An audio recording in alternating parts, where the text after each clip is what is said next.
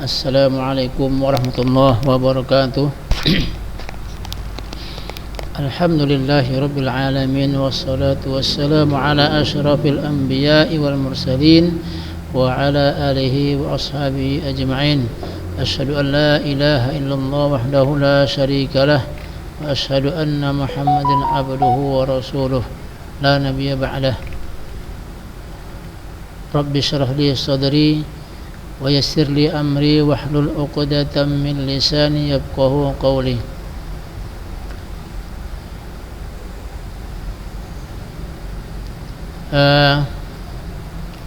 Yang saya sayangi anak-anak sekalian di kelas 10C, hari ini kita kembali mempelajari materi fisika, di mana kita sekarang ini masih terus dalam kondisi pandemi, yang mana kita masih belajar secara jarak jauh. Walaupun sebenarnya yang sebaiknya kita belajar itu ya langsung tatap muka supaya lebih jelas, atau ada yang enggak jelas bisa ditanyakan dan sebagainya. Adapun kalau seperti ini kamu hanya bisa mendengar dan memperhatikan saja. Nah, saya harapkan bagi anak-anak sekalian, walaupun kita masih dalam kondisi belajar daring ini, tetap semangat dan terus rajin belajar, dan jangan sampai tertinggal pelajaran-pelajaran yang telah diajarkan oleh guru-guru kita. Anak-anak sekalian, kemarin pada Rabu lalu kita telah belajar tentang perbedaan antara jarak dan perpindahan, ya. Sudah tahu kita apa itu jarak atau perpindahan itu apa, sehingga kita bisa membedakan antara jarak dan perpindahan, karena jarak tidak sama dengan perpindahan. Kalau jarak itu merupakan besaran skalar, adapun perpindahan merupakan besaran vektor. Nah, sekarang kita akan mempelajari yang berikutnya, yaitu tentang kelajuan dan kecepatan. Nah, kamu bisa perhatikan di layar HP materi yang saya kirimkan. Nah, situ ada kelajuan dan kecepatan, ya. Nah, kelajuan atau simbolnya V, velocity, ya, merupakan besaran skalar. Jadi kelajuan ini skalar, ya. Jadi hubungannya dengan jarak nantinya. Sedangkan kecepatan merupakan besaran vektor. Nah, besaran vektor kecepatan ini. Sehingga kalau kecepatan ini hubungannya dengan perpindahan nantinya. Kalau tadi kelajuan berhubungan dengan jarak, sedangkan kecepatan berhubungan dengan nanti perpindahan. Nah, kalau kamu lihat speedometer pada kendaraan bermotor, ya, baik itu sepeda motor ataupun mobil, ya, kan ada speedometernya itu. Nah, itu menunjukkan kelajuan kendaraan itu, kelajuannya berapa. Jadi bukan kecepatannya, tapi kelajuannya, ya. Jadi speedometer itu menunjukkan angka, misalnya ada angka 50 km per jam. Itu menunjukkan kelajuan. Kenapa? Karena dia nggak menunjukkan arahnya, hanya besar angkanya saja, ya. Nah, itu kelajuan speedometer itu, bukan kecepatan. Kemudian yang berikutnya, kelajuan rata-rata dan kecepatan rata-rata. Nah, ini perhatikan, rata-rata. Kelajuan rata-rata adalah hasil bagi antara jarak tempuh, itu D, dan selang waktu delta T, atau total waktu, ya, T, delta T. Secara matematis dituliskan V itu ada tanda garis di atas, itu tanda rata-rata, ya, ada kelajuan rata-rata, sama dengan jarak tempuh dibagi selang waktu.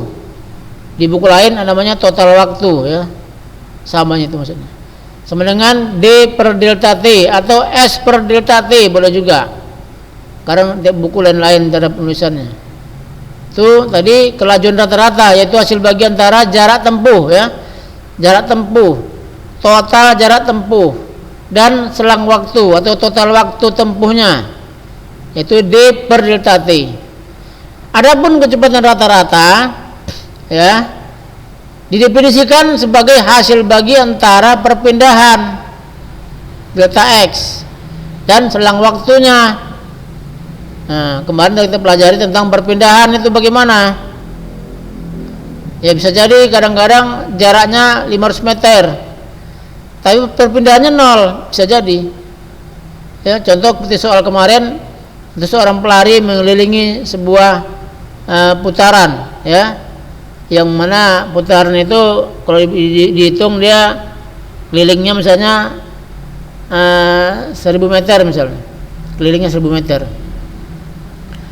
Nah, kalau dia mengelilingi putaran itu sebanyak 3 kali, maka jarak tempuhnya 3 kali 1000, 3000 meter jarak tempuh yang ditempuhnya.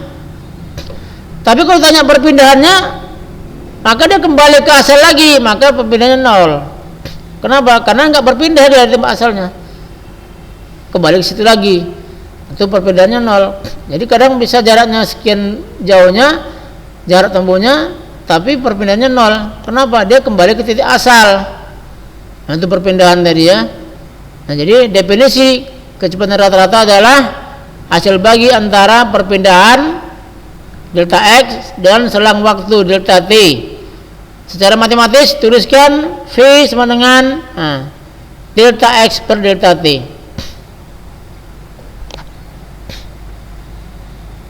Sekarang ada contoh soal.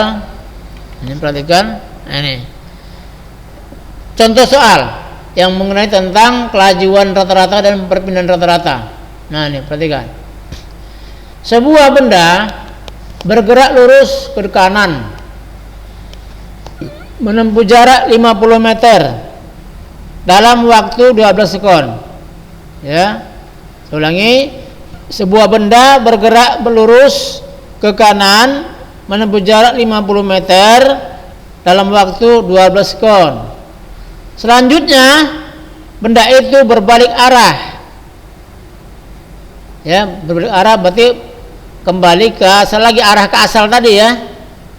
Berbalik arah dan bergerak pada lintasan yang sama selama 3 sekon. Di sini enggak dibuatnya berapa jaraknya ini, jauhnya berapa jaraknya. Tapi di sini ada 10 meter ya. Jadi artinya berarti dia balik arah tadi sejauh 10 meter ya. Ini diketahui dari sini, dari jawaban ini 10 meter. Jadi dia balik arah sejauh 10 meter dalam waktu 3 sekon. Nah, ini dia. Kalau tadi dia bergerak ke kanan 50 meter dalam waktu 12 sekon. Nah, sekarang balik arah pada jalan yang sama ya. Balik arah sejauh 10 meter selama 3 sekon. Berapakah A, kelajuan rata-rata, dan B, kecepatan rata-ratanya? Nah, perhatikan di sini. Bagaimana cara menjawabnya? Perhatikan. Yang A sini jarak.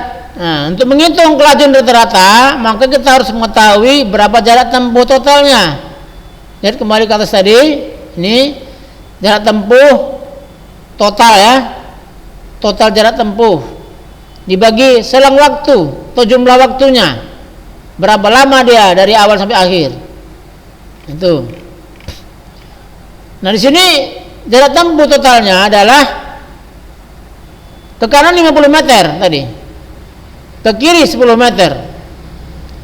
Jadi totalnya 60 meter. Ya. Total tempuhnya 60 meter. Sedangkan waktu totalnya adalah 12 sekon ditambah 3 sekon sama dengan 15 sekon. Nah, ini. Ya. 15 sekon. Jadi kelajuan rata-ratanya adalah ini rumus tadi, ini D per delta T. Yaitu D-nya jarak tempuh totalnya 50 ini 60 ya, 60 meter, ini 60 meter dibagi 15 sekon. dengan 4 meter per sekon. Inilah kelajuan rata-ratanya. Ya, kelajuan rata-rata di sini. B, untuk menghitung kecepatan rata-rata, nah kita hitung dulu perpindahannya berapa. Perhatikan sini, delta X dengan X2 kurang X1. X2 tadi, ya, ini terbalik ini. S2 nya 10 tadi, ya, 10 minus 10. Oke lah, nggak apa dibalikin delta T. Jadi X delta X adalah 50 meter tambah minus 10 meter. Kenapa? Yang 50 meter ini ke kanan, sehingga dia positif.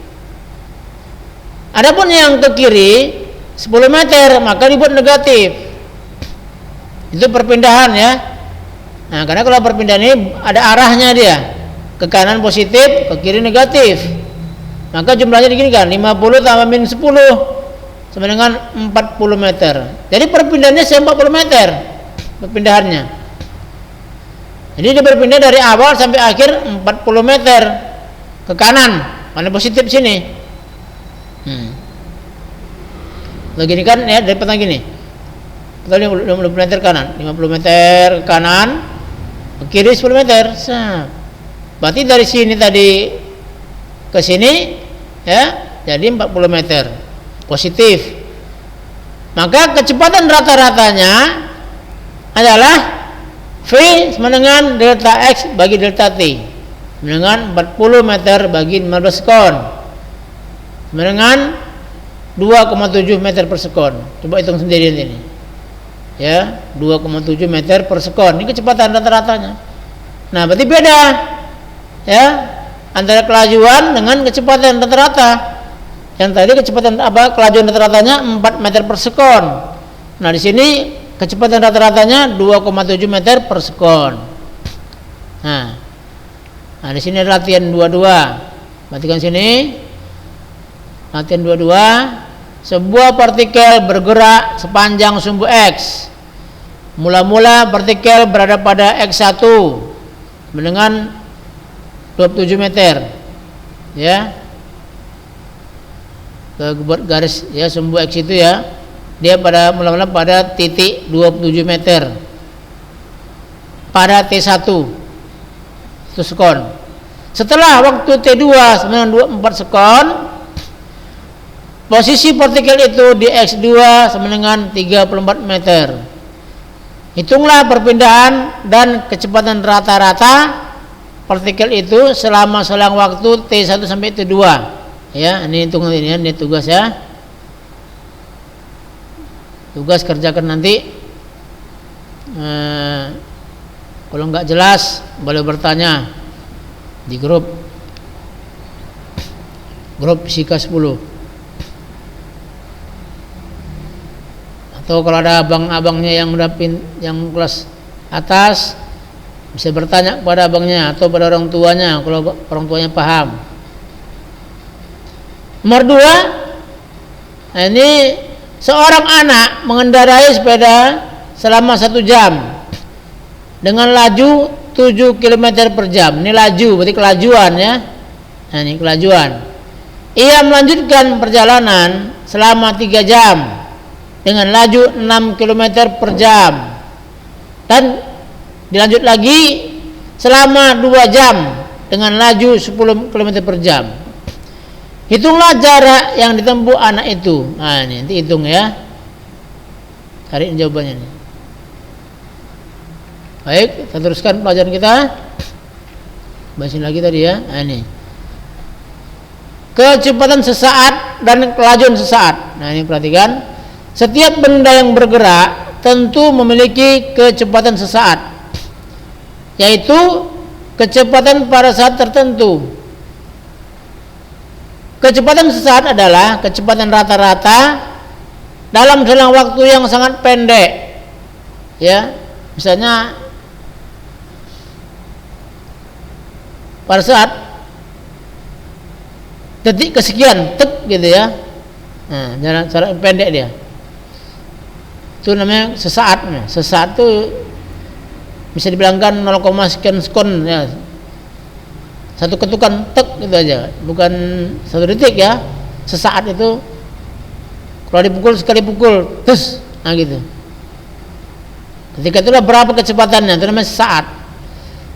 Nah, secara matematis dituliskan dengan V sama dengan limit delta T sama dengan mendekati 0. Ya, ini. Delta X per delta T. Ini delta T ini maksudnya mendekati 0. Hampir 0 dia. 0 sekon. 0,0000 sekian. Tuh, sesaat namanya. Kalau kelajuan sesaat adalah besarnya kecepatan sesaat. Besarnya tuh. Kalau dari kecepatan tadi kan dia ada arahnya. Nilainya, nilai dan arah. Nah, kalau kelajuannya itu dia hanya besarnya saja. Misalnya bilang gini. Kecepatan sesaat satu benda 50 meter per sekon. Nah, 50 meter itu 50 itu angkanya itu adalah besarnya, yaitu kelajuannya itu. Ya. Kalau kecepatan ini ada arahnya, arah kemana? Nah, begitu ya. Itu bedanya. Jadi kalau kelajuan sesaat adalah besarnya kecepatan sesaat, besarnya itu. Nilai angkanya itu ya. Nah. Jadi kelajuan sesaat merupakan besaran skalar. Sedangkan kecepatan sesaat merupakan besaran vektor. Nah, dalam kehidupan sehari-hari jika hanya disebut kecepatan, berarti yang dimaksud adalah kecepatan sesaat tersebut. Ya, nah ini dia. Jika dia dibilang kecepatannya sekian, nah itu berarti maksudnya adalah kecepatan sesaat. Nah ini. Kita teruskan. Ini ada yang C, percepatan.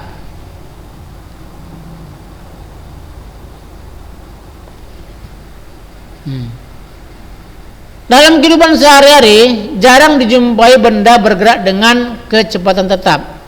Ya, contohlah kita naik sepeda motor, ya, kita mula-mula hidupkan kereta, terus digas, mula-mula kelajuannya 10 meter per sekon, lama-lama kita gas lagi, naik 20 meter per sekon, naik lagi, gas lagi, sampai 70 km per sekon.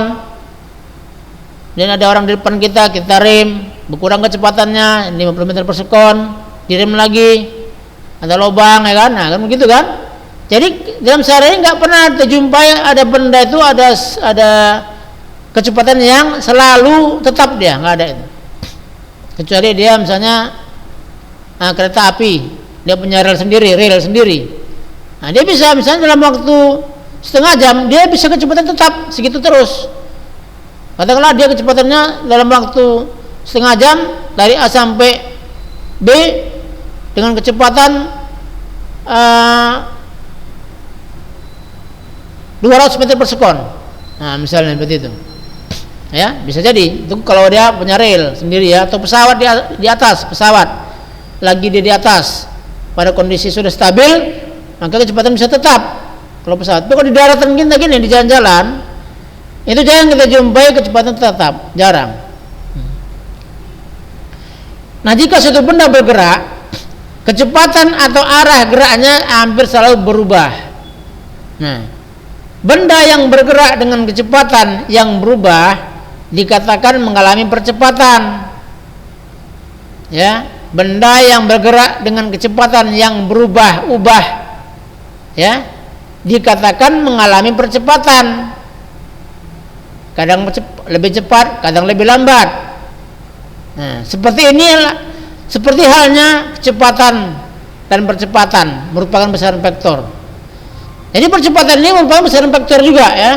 Nah, jadi percepatan merupakan besaran vektor. Nah, jadi kesimpulan di sini bahwasanya benda-benda yang bergerak selalu berubah-ubah kecepatannya. Nah, benda yang mengalami perubahan kecepatan itu dinamakan mengalami percepatan. Percepatan artinya kecepatan yang berubah-ubah, itu percepatan maksudnya. Yang pertama, percepatan rata-rata.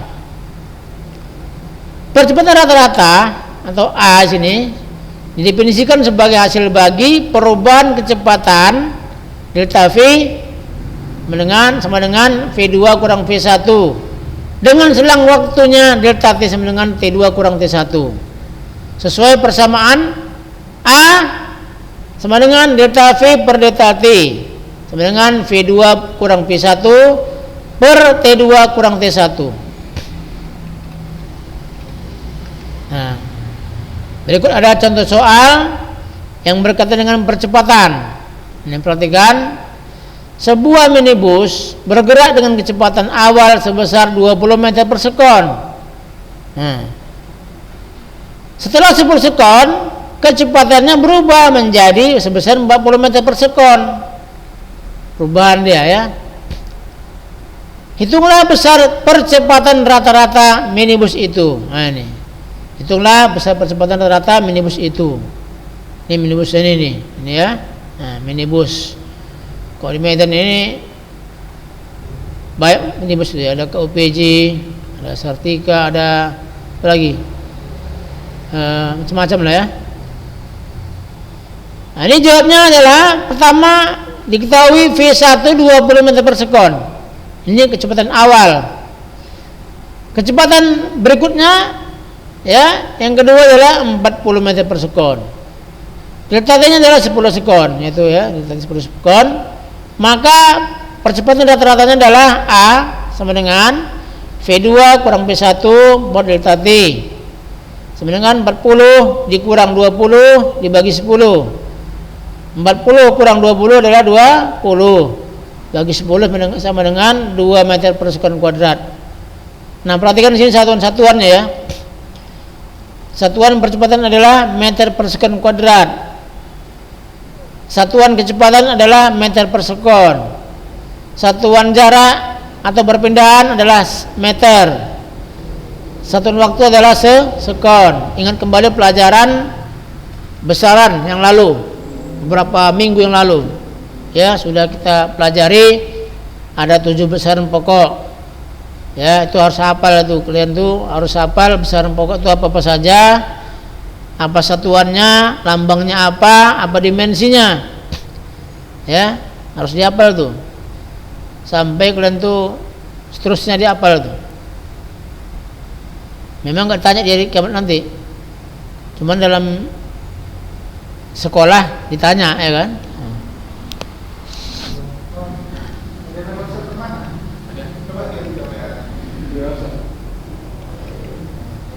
Kemudian yang kedua ini percepatan sesaat. Percepatan rata-rata tidak menggambarkan percepatan pada waktu tertentu karena dalam beberapa keadaan percepatan selalu berubah ya. Lalu bagaimana cara menentukan percepatan benda pada waktu tertentu? Nah, ini percepatan benda dalam waktu tertentu atau dikenal sebagai percepatan sesaat didefinisikan sebagai limit percepatan rata-rata ketika delta T mendekati 0. Nah, ini matematisnya. A sama dengan limit delta T mendekati 0 delta V per delta T. Ini kalian belum belajar mungkin ini ya, di SMP belum belajar tentang limit. SMA mungkin baru belajar ini tentang limit. Nanti akan tahu sendiri ya apa itu limit. Limit itu batasan, mendekati, limit. Nah, delta T mendekati 0 artinya waktunya itu mendekati 0 ya, belum 0 tapi mendekati 0. Kalau 0,00000 sampai 10 nolnya ujungnya 1, nah itu belum 0 ya, tapi mendekati 0 namanya itu.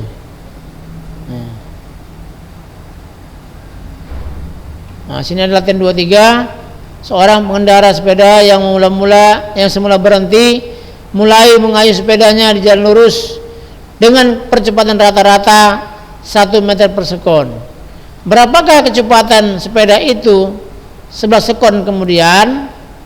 Nah, coba dicari jawabannya ya, dikerjakan.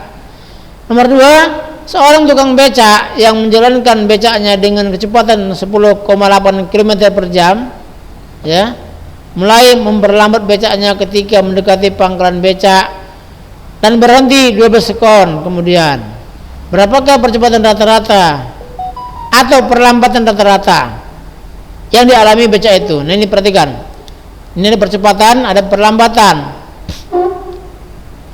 Nah, kalau percepatan itu maksudnya kecepatan berubah makin cepat. Ya. Kalau perlambatan, kecepatannya berubah semakin lambat, berkurang kecepatannya. Tapi secara umum semua itu dinamakan percepatan. Ya, percepatan. Nah.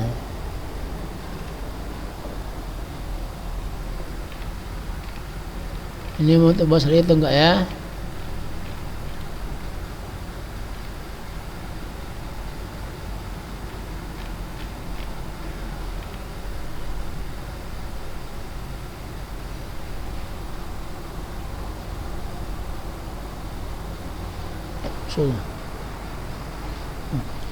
Hampir anak sekalian, waktu sudah habis ya.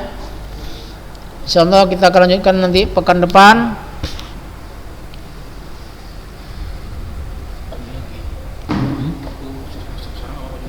Bisa.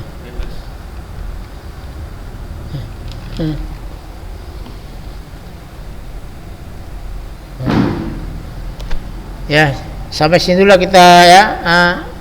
Mudah-mudahan yang Ustaz sampaikan tadi bisa bermanfaat dan bisa kamu pahami. Dan bagi yang belum paham boleh bertanya di grup. Dan saya harapkan semuanya ikut aktif. Ya, tugas-tugasnya dikerjakan. Nah, tugas kemarin Ustaz belum sempat mengkoreksinya ya. Insyaallah besok Ustaz koreksi gimana hasil PR yang lalu ya. Dan saya harapkan semuanya ikut aktif dalam mengerjakan tugas-tugasnya nih. Kalau memang nggak paham ditanyakan ya, tanyakan. Jangan nggak paham diam-diam saja. Ya, akhirnya nggak tahu jadinya. Ya, lebih kurang mohon maaf. Assalamualaikum warahmatullahi wabarakatuh.